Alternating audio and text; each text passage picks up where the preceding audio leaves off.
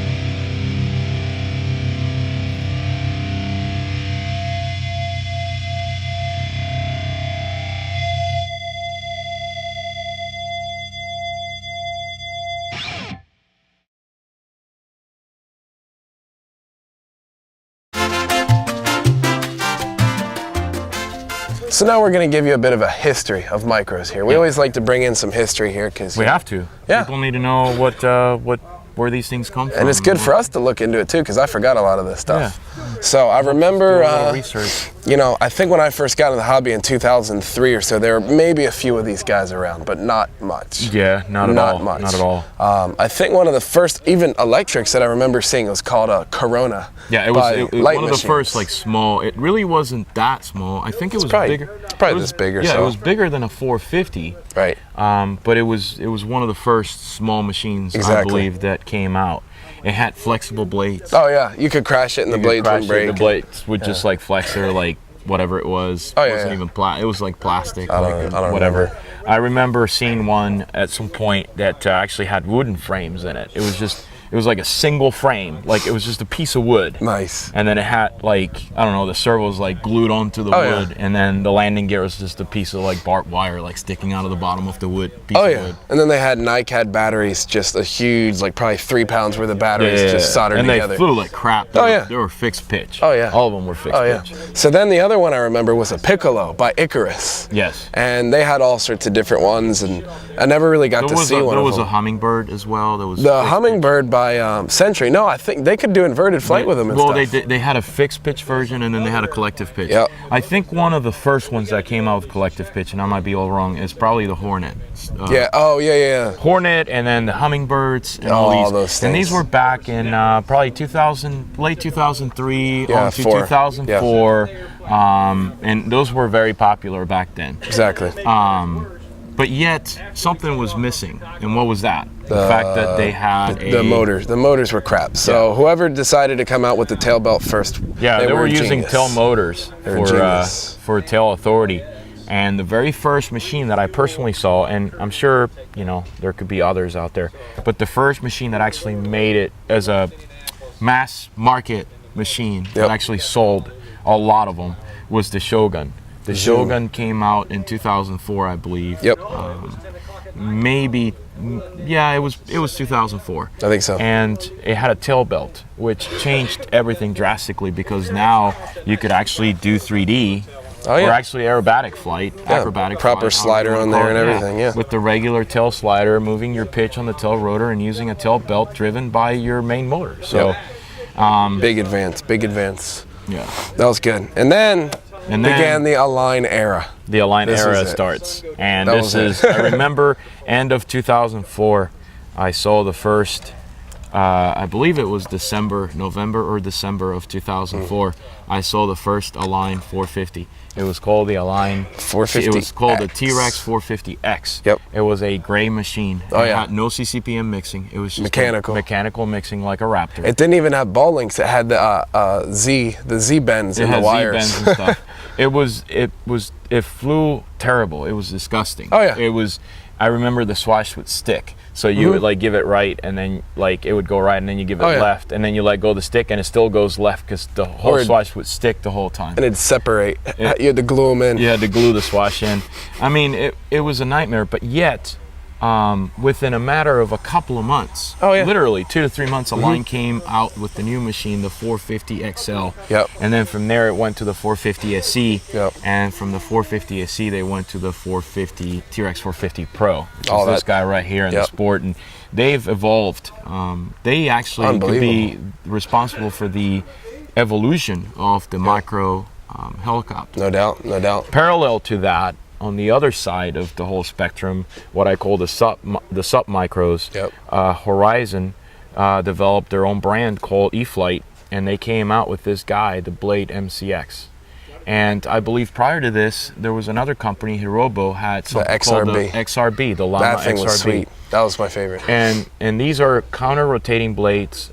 This opened the door to a total beginner to turn on the transmitter and go hover this thing and literally learn to hover within 15 minutes. Exactly. I mean, because you really need barely any skill. Oh, yeah. You just need to be kind of like reactive, not proactive. These things were awesome. Oh, yeah. So now we have all this variety that we're going to get into and explain one by one. But I mean, God, there's so many different options for micro sizes, from the sub-micro, less than an ounce type helicopters to the 2 ounce, 2 pound heavies or pound and a half heavy 450. No doubt. Lots of selection here. So this episode, we're going to cover a whole range. We've got all sorts of things to pick from. So what we're going to do now is you're going to head over to E-Fest. Yeah, E-Fest. Yeah. Go to the cold. Yeah, I ain't going. Champaign, Illinois. I ain't going. You're going by yourself. All right. So I'll try to represent. Let's go over there and give these guys a tour of what E-Fest is all about. It's a huge festival. Big indoor fun fly. Micro helicopters and of course planes, but everything that has to do with small stuff, micros. Yep. This is a big one. That's the biggest they will. Someone will say this is the big helicopter. Yeah, that is the big one. So let's go to E-Fest. Let's do it. Hi, I'm Bobby Watts from SmackTalk RC. So for the past year that we've been doing this, everyone's wanted us to do a micros episode. We never really had the time. So I'm currently here at the E-Fest in Champaign, Illinois, and I figured what a better place to start out the new season, Season 2, with a micros episode. So here we are, E-Fest, Champaign, Illinois, biggest indoor fun fly in the world. Check it out, Season 2.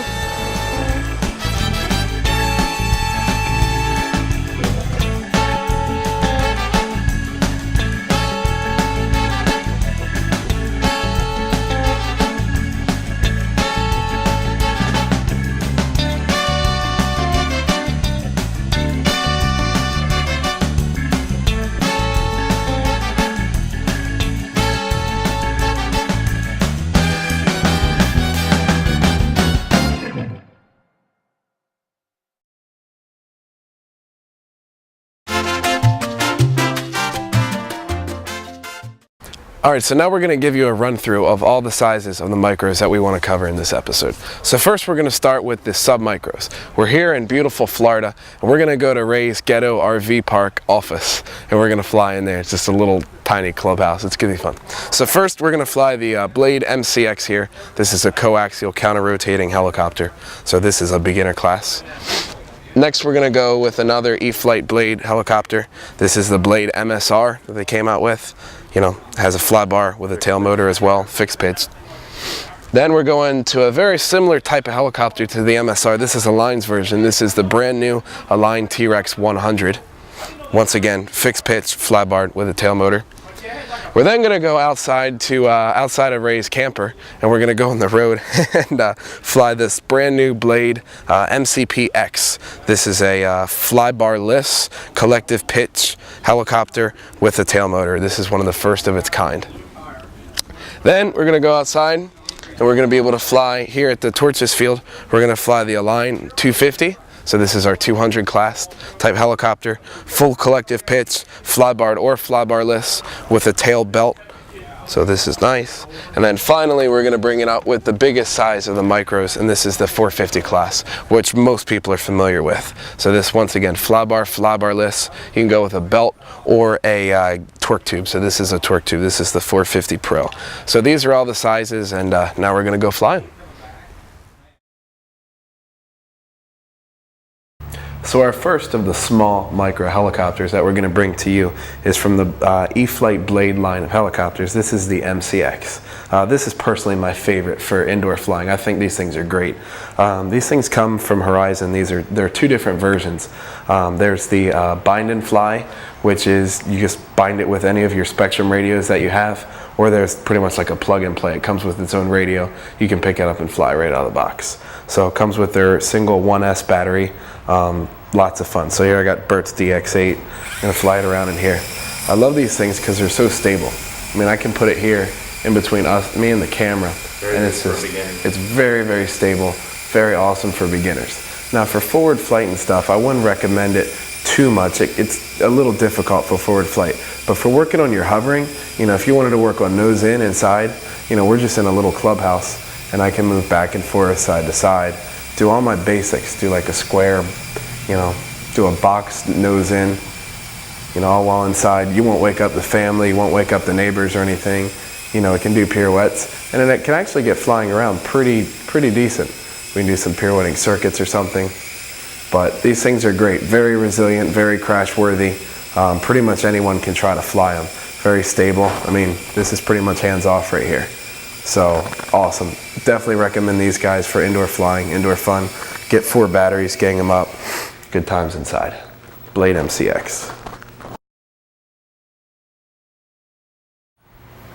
Okay, moving up from the MCX that Bobby just showed you is the MSR. Main difference is the MCX has counter-rotating blades. As you can see, one blade spins in one direction, the other blade in the other direction. And that's why this helicopter is so stable, because basically there's no torque. The main rotor is actually counteracting the torque. So you're not relying on a tail motor.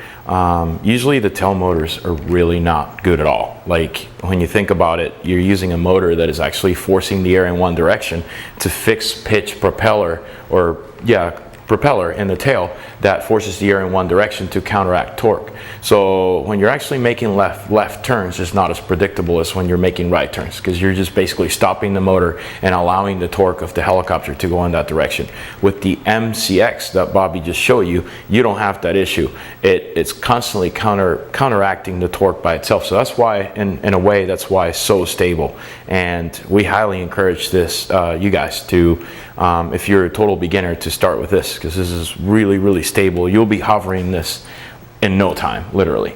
So again, moving on forward, we have the MSR. The MSR is a collective a fixed pitch helicopter, single rotor. So we do have a tiny little motor in the tail. This is actually quite a handful for those of you that are not already experienced with flying. It's still relatively easy to fly though. It's not that bad, but when you compare it to the MCX, it's a lot less stable. Now this thing will actually fly pretty fast. I remember we did a demo at IRCHA, like when this thing came out. I believe it was 2009 or 2010, I don't remember. And Alan was flying one, I was flying another one. I mean, there was a bunch of us, Danny Zabo, and we're all flying them outdoors in like 20 mile an hour winds. Actually, probably about 10 to 15 mile an hour winds. And they can handle the wind. They're a handful to fly in the wind, but they can handle it. And as you can see, this thing flies much faster than the MCX. I mean, you can really pick up some like crazy speed with this thing. So, again, it's something that if it's your first helicopter, I really don't recommend it. But if you already had an MCX and you're trying to move ahead and get a feel for a fixed pitch machine, this is the way to go. You can practice your nose in with this, and you have to keep your hands on the sticks at all times. It's not like it's going to hover by itself like the MCX does. As an alternative to this, Align has a little helicopter called the Align 100, and I'm going to let Bobby talk about that one here very briefly. So if you don't want to go with the Blade MSR, Align recently just released their T-Rex 100. This little guy came out just weeks ago, a few days ago maybe. Comes with their own 2.4 gigahertz radio here. Nice radio actually, mode 1 or mode 2. I believe they have some sort of simulator with it as well. It uses a slightly different battery. This is the battery that they choose to use. It's a 1 cell 150 milliamp battery. It's a little bit different than the E-flite batteries if you guys are looking at them, but pretty much very similar to the MSR. So here we're going to plug in the pack. We're going to turn on the radio, wait for the little light to turn red.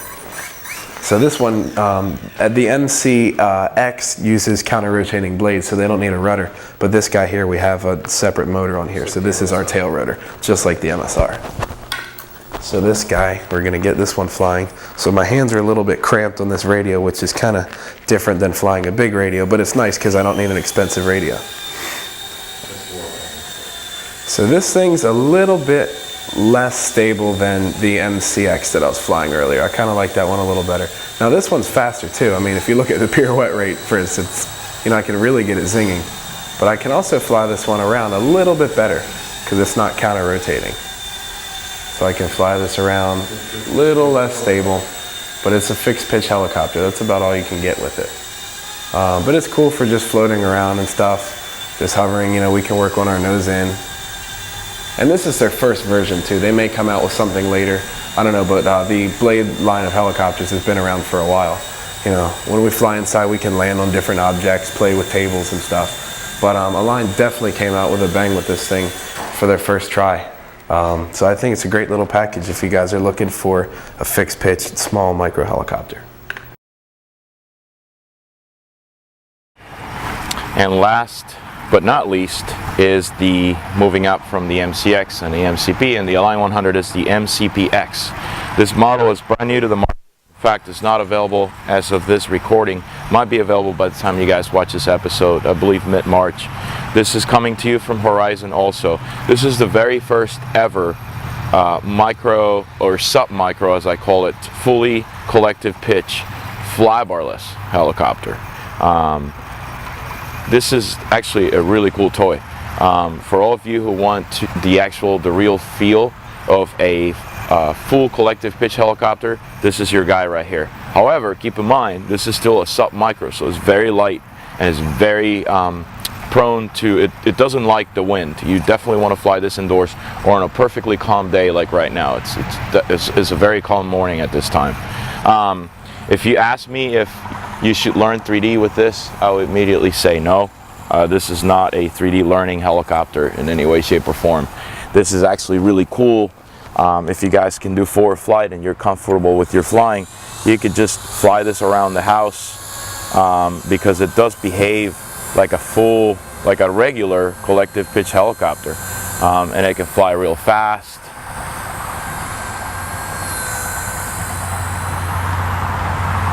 You can fly real slow, you can practice your nose in, you can do all kinds of stuff. Now if you're a good 3D pilot, then you can venture into like 3Ding this thing. I mean, it's not, like I said, it's not easy to do, but it's certainly doable. You can do like rolls, And if you're a very good 3D pilot and you have good control, you know, you could do all kinds of cool stuff. You could do hurricanes, you could do funnels.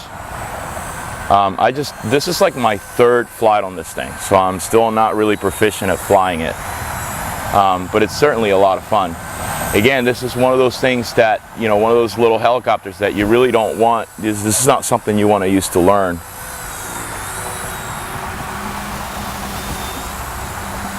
You just want to use it to fool around, you know, around your house and just have fun with. So once again, this is the MCP X from Horizon. That's cool. Thank you.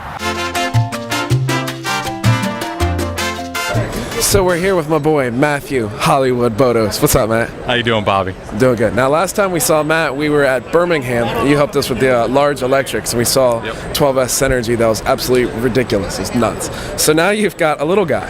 I've got a little guy. It's a little Rave 450. Yeah. It's powered by the CGY 750 from nice. Futaba. Yeah, she's flying good. Dude, it looks nice, man. I'm liking mine. I know you're liking yours. Yeah, definitely. So you and I seem to agree that we like the bigger stuff better. So I tend to lean with anything bigger than like a T-Rex 550 and above or whatever. What do you think about these micros? What do you think? Yeah, I would err a little bit more towards 600 to 700, but you know, the micros are great, but not so much for beginners. If you're just looking to get in the hobby and you know, you're brand new, maybe something like a Blade MCX or MSR or something that's going to kind of give you a taste for the hobby. And then after that, if you're really interested in the hobby, maybe go for maybe a 600 size or something a little bit bigger. It's just the stability is so much better. Yeah, I agree. So when you see guys at the field, I see so many of these guys, they're just starting out, maybe they're starting to flip or something like that, and I see them with these 450 size, maybe these knockoffs from China, and they just keep breaking and stuff,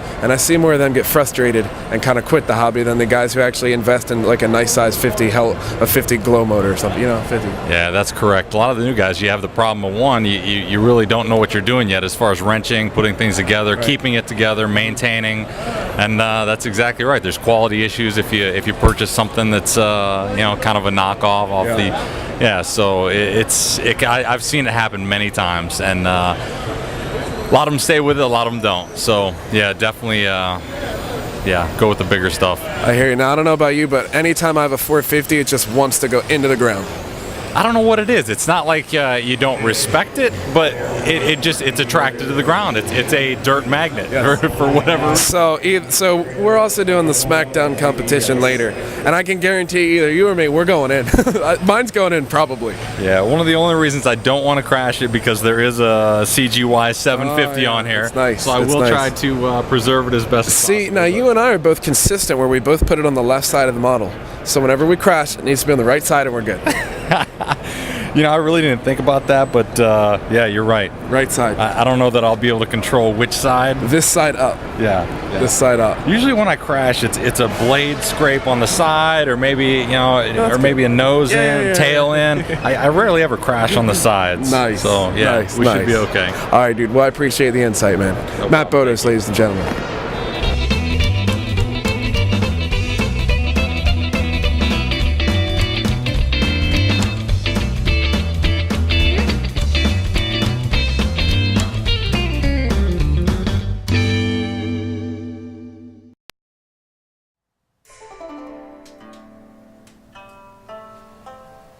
Welcome back, ladies and gentlemen. Brother Rick here, learning the ways. Welcome back to Season 2 for SmackTalk.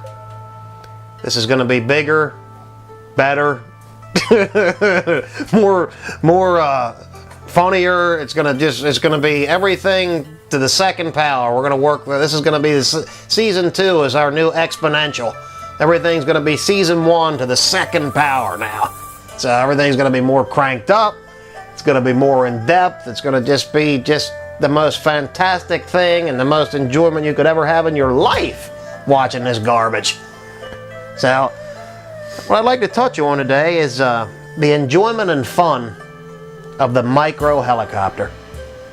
For instance, here I have a good old friend, T-Rex 450, of whose lineage I've destroyed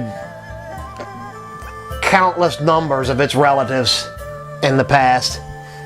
But when we look at the micro helicopter, we have to give thanks. We have to give thanks that it allows us to fly in small places. It brings new people into the hobby. It does many just wonderful things. It's a nice traveling companion, like my Furion 450 that travels with me in the silver box. Perhaps you've seen it at different events that I've attended. Wonderful machine. It also, on an economic level, allows people to get into the hobby that may not want to get into the larger machines, like for instance a 90 size super expensive helicopter, or you know, a 710 size machine. The thing we have to look at the most though with these is just how much of a little tedious pain in the ass they are to work on. How much of a little bastard like everything is. Like you have your little teeny parts in here, like you're, like you're looking at it and you're like, oh man, like this is a neat little thing. And like you open up the box, you get all these little baggies out of there, and like each one's got trillions of little ass pieces in it. And you're just like, holy shit. Like you go and you get your nice magnifying glass run, you get your tweezers going, get your tweezers in there, and like you gotta check each little part and everything like that there, and you know, so the good thing about it, you get pissed off with it, you can always just step on it. You know, just throw a little bastard down, just step on it, and pick up another one, try again or something. And chase the cat around the house. Yeah, just do stupid stuff with it, just fun stuff. And thing I find the most interesting about these is just how goddamn hard they are to fly. These things, I'll tell you, like you think like the larger helicopter's difficult to fly or whatever, it's like this thing just got empty my wallet written all over it. Like when I look at it, it's like, man, that is a cool little thing and all, but it's gonna cost me a lot of cash. You can picture me like going out there like trying to, like we're at the Fun Fly or something again, like I'm out there trying to be trick with it. Like everybody else is doing a lot of cool shit, or whether I'm flying in here, I'm just keeping it kind of stable or whatever. And then in a split second, like you make a wrong mistake or something, it just goes in. You don't even know what you did. Like 1 second it was there and you were fine, the next second it just like smash around. Like it's just, the whole damn thing is just a little twisted, mangled, expensive mess. It's just like some little messed up thing. You're just like, ugh. Like the best thing, like what I usually do, like when that happens, is I just simply go over here to my good friend, Mr. Trash Can. I just deposit him right inside. And I save myself the aggravation of even trying to fix it. Because if I crash it, you're not going to be able to fix it. So usually what I do is just throw it away, and then that's it. But the key word here, I'd like to end on this final note, is micro, meaning small, meaning price. Small price, which is something I find very attractive about these machines. Until next time, welcome back to Season 2. Take care.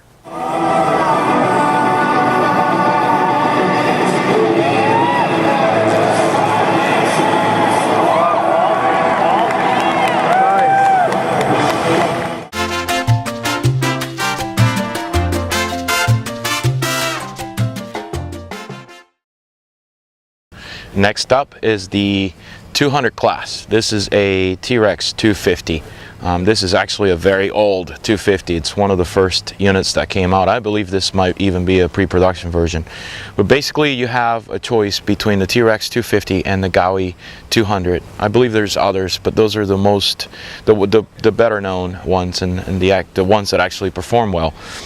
This is a completely different type of helicopter when compared to what we just saw with the MCX and the MSR and the MCP X and the Align 100. This is a lot more stable. This can be flown outdoors. If the wind is blowing really hard, I don't recommend it, but you know, anything up to 5 to 10 miles an hour, you can handle this no problem. Is it a beginner's helicopter? No. I do not recommend this for any beginner, but for people that are already flying around and comfortable with their large machines, they can get one of these and have a lot of fun with it. So I'm just going to do a very quick demonstration of what this guy is capable of. Basically, this is an all-stock 250. There's a couple of things that I recommend doing to the 200 series helicopters. We will get into that when we talk about upgrades. But basically, tail servo, you need a really good tail servo. and tail gyro. You also need a very good tail gyro. The stock stuff they put into these, it works and it's okay for basic hovering and basic forward flight and stuff like that, but if you want to do any kind of 3D with it, I really don't recommend it. It's always good to have, you know, the little micro stuff. The small machines usually have very pulled tail performance, and you want to use everything you can in your power to assist with tail performance characteristics. Right now the one is kind of blowing. This is actually pretty high head speed, and this is all stock. I don't really know what the head speed is, but I think it's like close to 5,000. Almost lost it there. But as you can see, this thing is like fully 3D capable. And it's actually really cool when you can do like 3D, like a whole 3D routine like below eye level.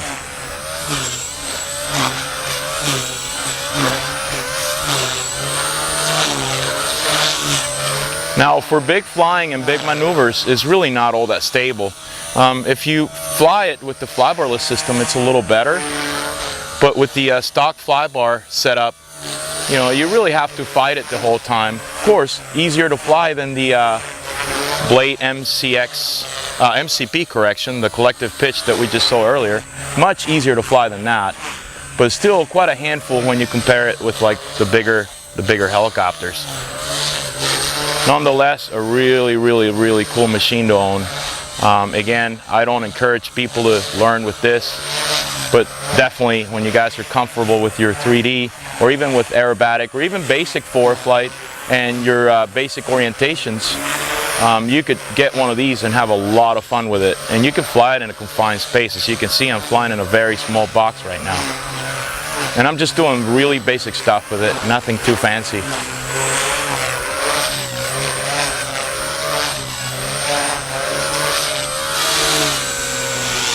So that was the T-Rex 250, part of the 200 class of micro helicopters.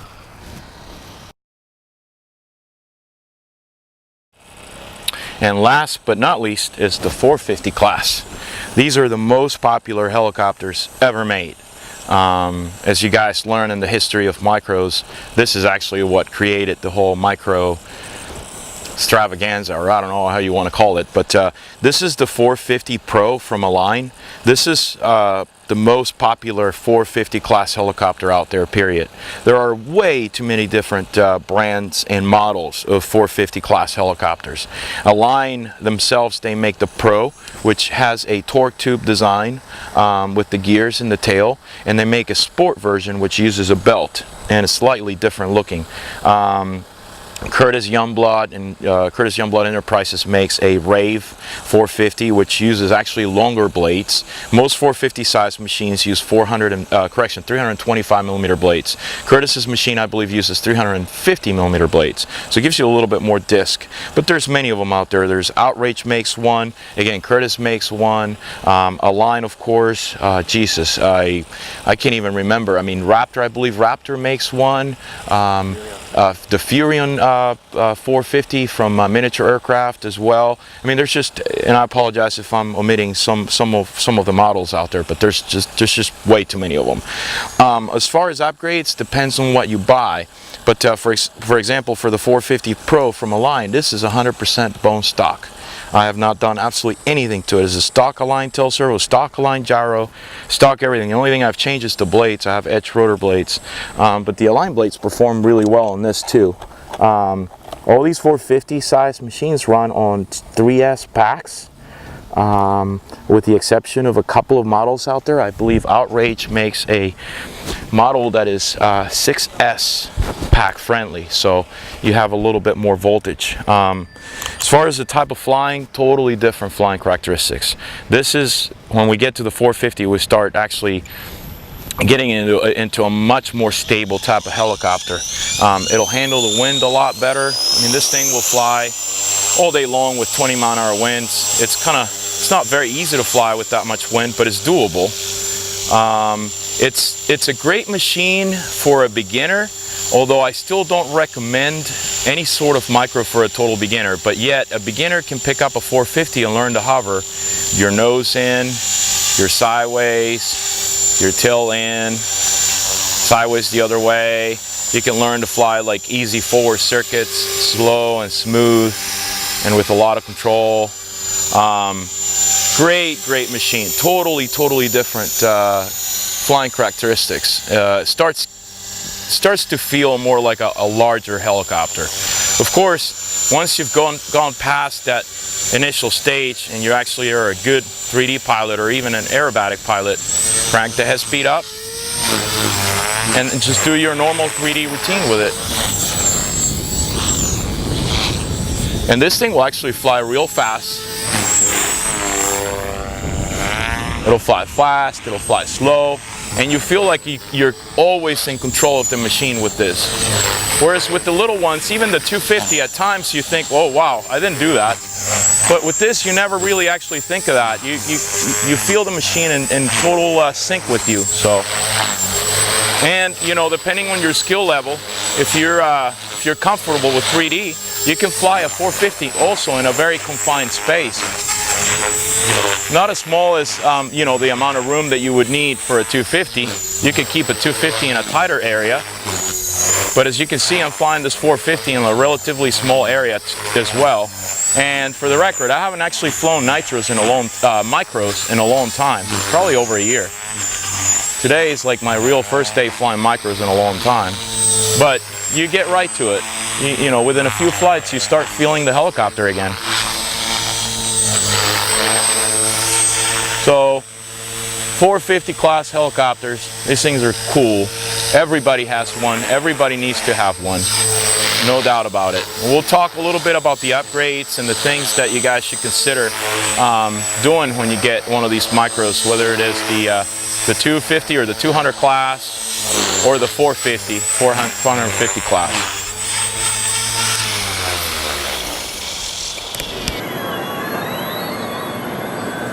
Yeah. All right, so now we're going to talk about setups for the micros here. Now the sub-micros that are over here that are about to blow away in the slight breeze, these guys really don't require much setup. It's pretty much the bind and fly and whatnot. So we're really going to focus on the 200, 250 class and the 450 class. Now as we referred to setups in episode 3 of last year, for the micros you really want to follow everything. Everything's pretty much identical. There's a lot of points though that we really want to stress though. Number one, make sure your tail, make sure you have a good tail gyro and make sure that your tail is always tracked in normal mode. Meaning, when I showed you before in that setups, you always fold that front tail blade forward and you get a slight offset to the right.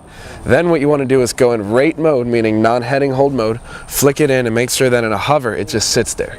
Make sure that it doesn't want to pirouette any direction. This is going to give your gyro and the tail servo all the help they can get, because on the micro they really need it. The next thing we'll talk about is servo setup, because especially these smaller servos may not be as precise or with the horns and whatnot.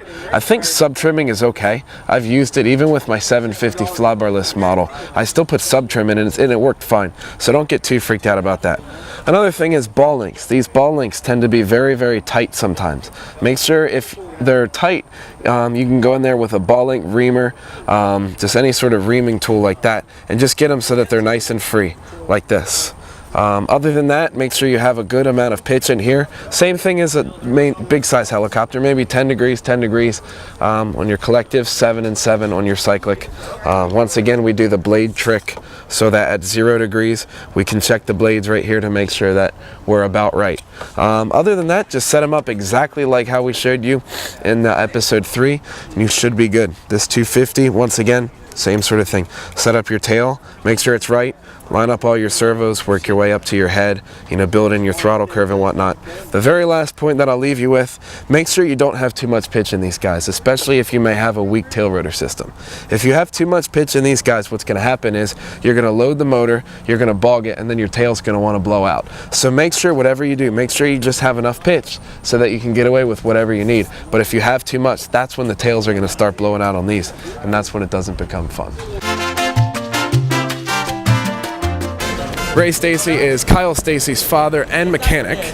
I am. Now, he's trying to take over that role, but I'm hanging in there, Bobby. It's doing all right. So last time we interviewed Ray was back in July at Delaware. It was freaking hot out. So we interviewed you guys. So now I'd like to get Ray's some opinions on the micros. I think Ray is one of the best mechanics on micros because I don't know why Kyle's stuff always flies amazingly well compared to mine. So can you please share with us some of your tips of when it comes to working on these things? Because it takes a different hand to work on these than it does on a 90. Well, it's funny, Bobby. Stuff wears out on these smaller machines faster than they do on a 90. So you're right. It's maintenance. It's changing the parts. Things get sloppy. They're a lot smaller, so they wear out and they get sloppy a lot faster. You got to maintain the thing. Just keep up with it. So I remember one thing you told me, especially when we were working on the 200s, 250s, is to always watch how much you're tightening stuff. Well, we all know that you're strong.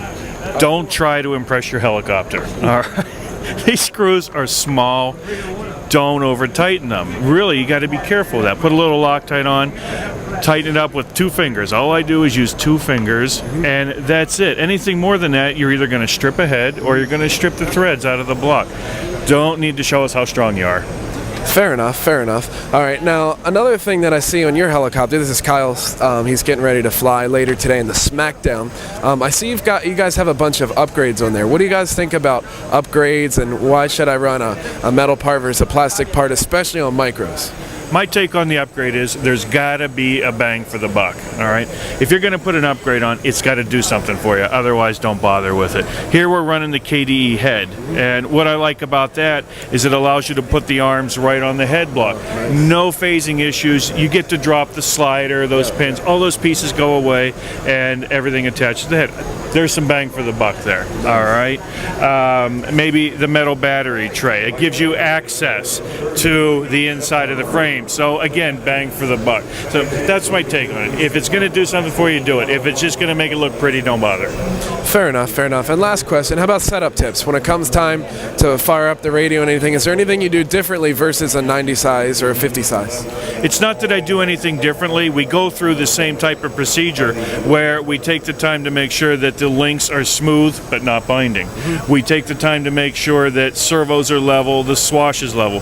What I like to do is start at the servo, and I work my way up through the system, adjusting each along the way.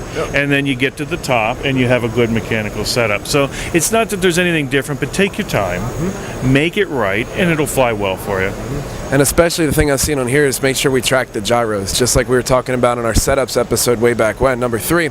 Always make sure that in rate mode your tail will hover correctly, right? You showed me that, especially with the micros, that it's really important. Well, it makes the job of the gyro a lot easier if you have it mechanically set correct. So what you do, put it in rate mode, make sure that it's relatively straight, and then when you go to heading hold mode, it makes the job easier for it.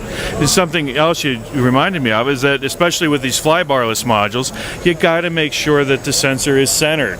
All right, so I've actually drawn a line down the center of the mounting plate and make sure that that thing is centered, because experience tells me that if it's cocked a little bit, it does some pretty exciting corkscrews. So again, it's back to setup. Take the time, make it right, it'll fly well for you. Awesome. Thanks, Ray. Well, we're going to see this thing go later in the SmackDown, so it should be exciting. All right, bud. Looking forward to it. Thanks, dude. And now, ladies and gentlemen, it's time for another really big show.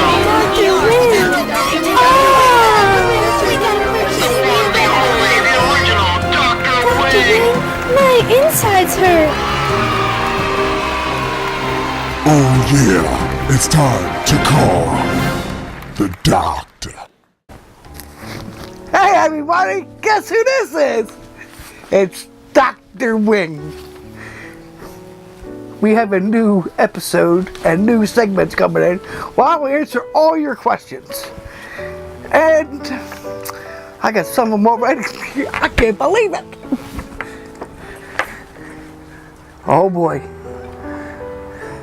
This is from David from Houston, Texas. Dear Dr. Wing, I've seen all your Urcha videos and I really want to go. It's a super long drive. Should I make the trip? And if I go, will I be able to meet you there? Well, let me tell you. It ain't that freaking long you can go. It took me 18 hours to get there when I went. So I don't see why you don't go. And the second part of the question is, I might be there, I might not. It depends how busy I am during the summer. So thank you, David from Houston. Uh-oh, another one. You're actually nice to that guy. Wally. Who the freak's Wally? Wally from Tampa, Florida. Dear Mr. Wing, my wife says I'm addicted to this hobby.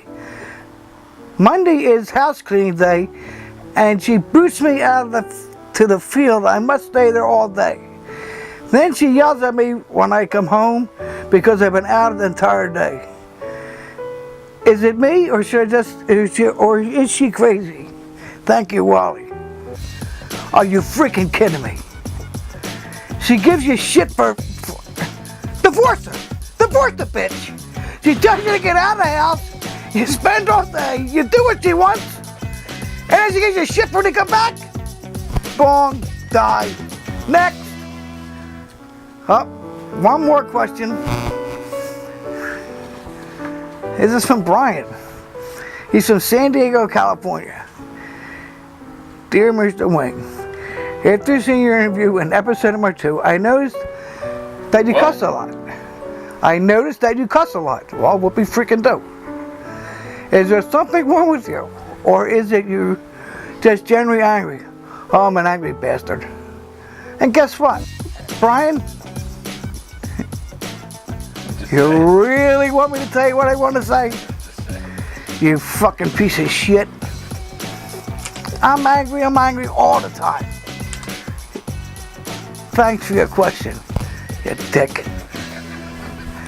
Now, if you have any more questions, just go to the website and just go to the comments. And they'll be gladly ready for post maybe for the next little segment. See you later, Dr. Wing. Performance upgrades. This is a question we get a lot. There's a lot of things you could do with these guys. Generally, personally, I prefer to leave them alone, but there's a few important things that you have to keep in mind. On the 200, 250 class helicopters, like the Align T-Rex 250 or the Gaui 200, there's definitely some performance upgrades that you have to keep in mind, especially if you're going to do 3D. Here's a typical Align T-Rex 250. This is a friend of mine's here at the field.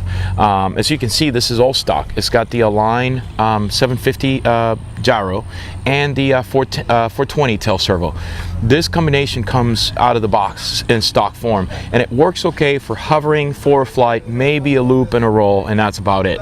If you want to do any kind of backwards flying or aggressive flying or any sort of 3D flying, definitely get a good tail gyro. I personally recommend either the Spartan Quark or the Futaba 750. I believe the 520 Futaba 520, or even the Curtis, the Mini G. Those are excellent tail servos. You definitely want to do that. A tail gyros, correction. For tail servo, definitely get a bigger tail servo. I get a lot of mixed reviews about, well, why would I want to run a big tail servo? You want to run a medium-sized tail servo. In other words, something like a Futaba 9257, something like a JR 3500G. They don't look as good as this servo because they're much bigger, but trust me, if you're going to do 3D or any kind of backwards flying, you definitely want to do that with the 200 or 250 class helicopter, whether the Align the T-Rex 250 or the Gaui 200. Other than that, blades, very important on the 200 class, 250 class. These are the carbon fiber blades. Align makes a couple of different flavors of these blades. These kits, I believe, still ship to this day with plastic blades. Plastic blades are not good for 3D. They're great for just basic forward flight, maybe a loop and a roll, and that's about it. But if you want to do 3D, again, blades are very critical. You want really good blades.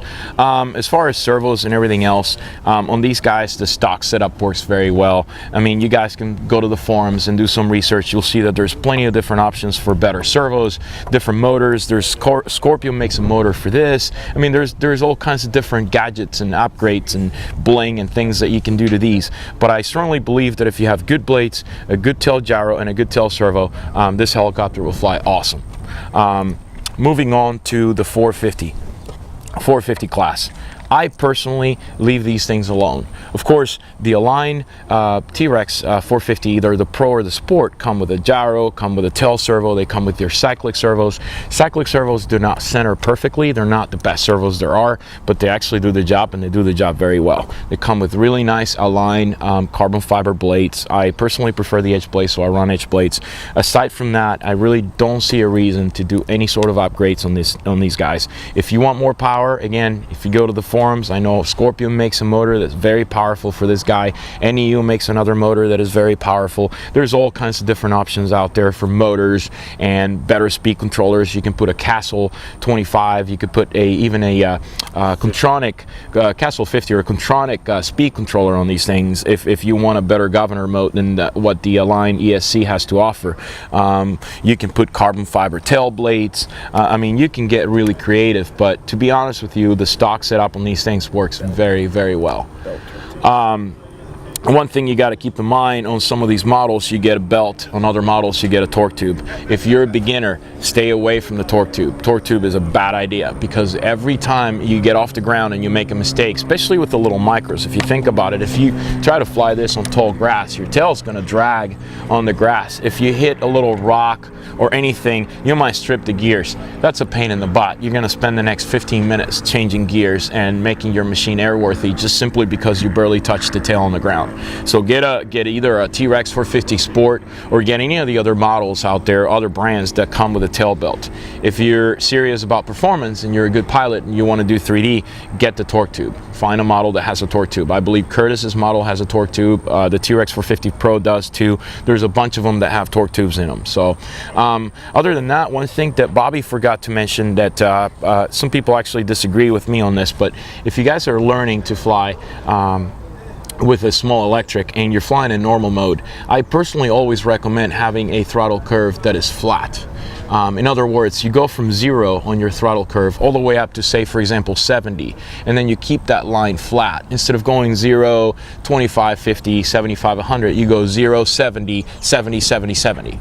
And what that does is, yes, it's going to cost the helicopter to load a little bit more because you don't have the throttle helping you with the pitch inputs, but it's going to make the whole micro-size helicopter a lot more predictable. If your throttle curve is a line going up instead of a flat line, every time you feed collective, it's going to want to accelerate on you, and you'll feel the tail kind of torquing on you and so forth. So that's actually a recommendation that I give everybody. Other than that, like Bobby said, for the small little guys right here, there's absolutely no upgrades, no performance. You get what you get. They're awesome. They're just little plastic toys. They're really, really cool, but there's nothing to do to them. You just fly them, crash them, put them back together, and go back at it, and fly them again and crash them again, and that's all there is to it. So thanks, guys. So we'll move on now.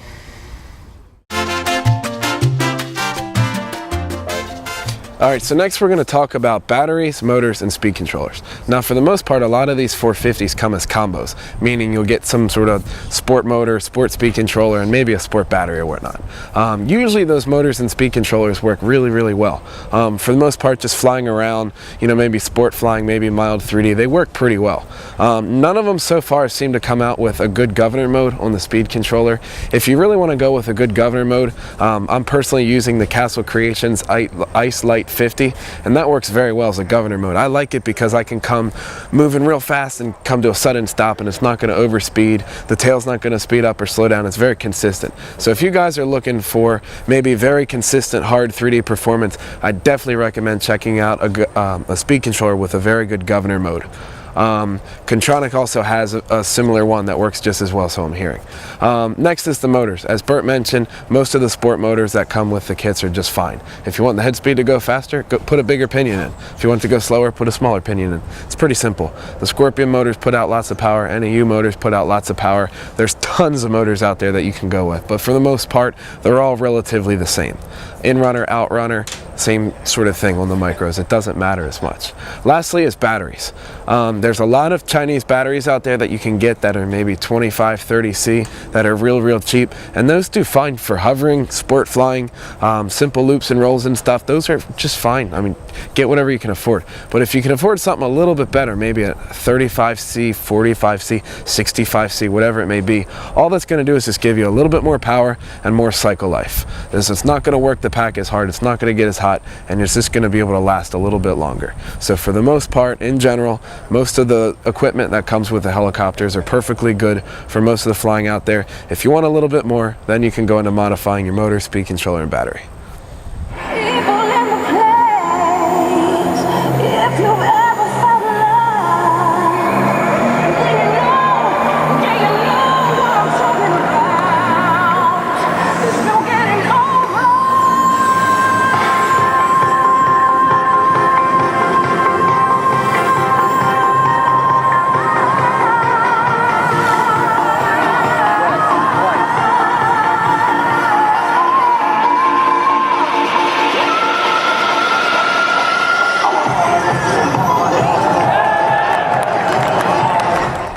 So thank you guys for watching our first episode of season 2 on micros. First episode. We're on a good track. Yeah, definitely. I had a good time. Hopefully you guys learned a little bit about micros. Micros are a whole different animal from the big stuff. Yeah. So, and this was a very generalized episode. Very. We just wanted to sort of introduce micros to you guys. Yep. Again, like I always say all the time, suggestions, send them to us. If there's a specific topic you want us to talk about, give us a full episode idea. Exactly. And we will definitely make an episode, and we'll give you credit for that episode. Exactly. So in review, you got to look at a micro. Should I get one? Is it worth my time? Is it going to help my flying? You hate them. What do you say? What's your take first? My take on micros is, if you're a complete newbie, if you're learning to fly, if it's your first helicopter, stay away from them. Yep. Maybe, and only maybe, a 450 with the tail belt. Yep.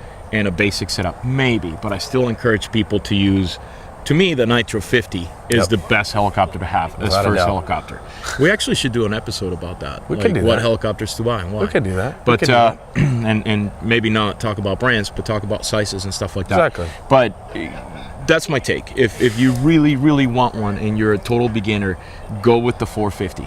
If you're already flying and you're a good pilot, yeah, sure, go for it. They're fun. We kind of hate them at this point. I hate micros. Let me put that on record. I hate micros. I hate wrenching on them. Why? I hate because they're just a pain. Every time I do something, I hate them. I like little coaxials to fly and hover inside. Those are awesome. Maybe the little toys every once in a while, they're okay. But for the most part, if it's not bigger than this, I don't want it. Sorry, that's my little rant. But yeah, for beginners and whatnot, yeah, it's good. It's good. Yeah, it's good. No, it's not good. You said it's not good for beginners. I don't Is really it good care. for beginners? Would you recommend a beginner to get a night? Get a 50. Just get a 50. Yeah, get a 50 and get a coaxial. How about that? Again, once you get to a point where you're comfortable flying, and you don't have to be a hardcore 3D pilot. Yep. If you're just comfortable with all your basic orientations, nose in, sideways, you can fly around, yeah, go and get a micro and you're going to enjoy it. Yeah. No doubt about it. You're going to have a blast. Definitely. It's just one of those things where like it seems like you enjoy it a lot, but then you get to a point where you just get tired of it. Yes. And you really don't care about it anymore. Yeah. Yeah, that's just a novelty. It's just a toy. That's it. Micros. Yeah, Toys. Toys. See you guys soon. Number 2 is coming up. Oh, it's gonna be good. We're gonna get into the mood of momentum. We're gonna get momentum going. That's what I'm gonna say. So we're gonna start cranking episodes once a month, like we did last year. Yes, sir. Number 2.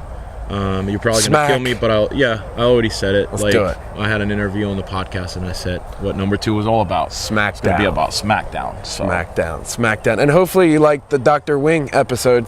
If you like that, please submit questions. Not episode, segment. The segment. Yeah. www.smacktalkrc.com. Click on comments and say, "Dear Dr. Wing," write your question. We'll get you on air. Yeah. And he can answer. Yeah. All right, guys. Awesome. See you later. See you later.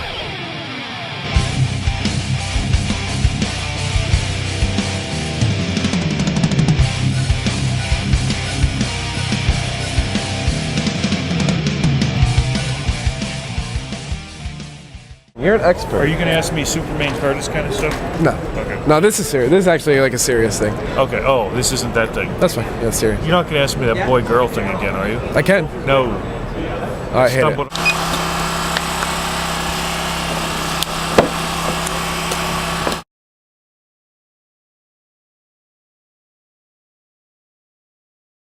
Me. What?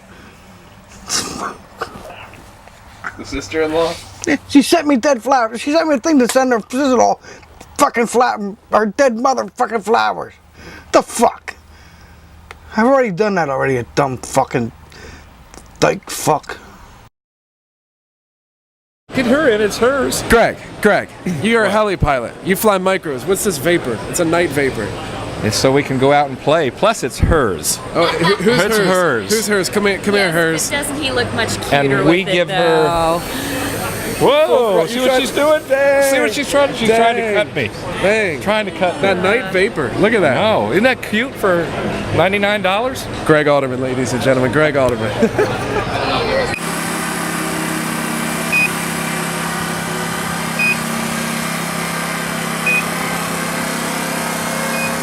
Ray Stacy.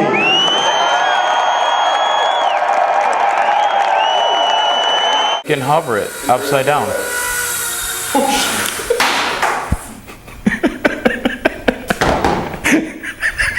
You thought I was flying. Bobby, try this shit. Just if you're gonna crash it. I want a big hammer. Like whack-a-mole. Hello, guys. This is Bert. So here at E-Fest, like I said, there's helicopters, airplanes, quad rotors, flying things, and then there's this. The heck is this? It's like a vertically takeoff thing with 4 ailerons and flying platform. So there we go. Ever made, really. That's cool. Okay. E-Fest has all sorts of pilots. Little girl. Look at that.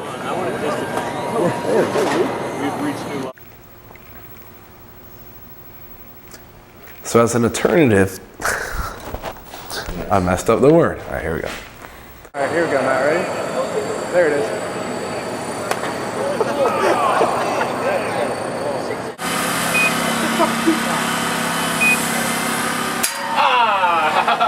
Crash! That was a hard one. You knocked out the battle. What do you think, Ray? Wonderful. I think I'll buy a couple dozen.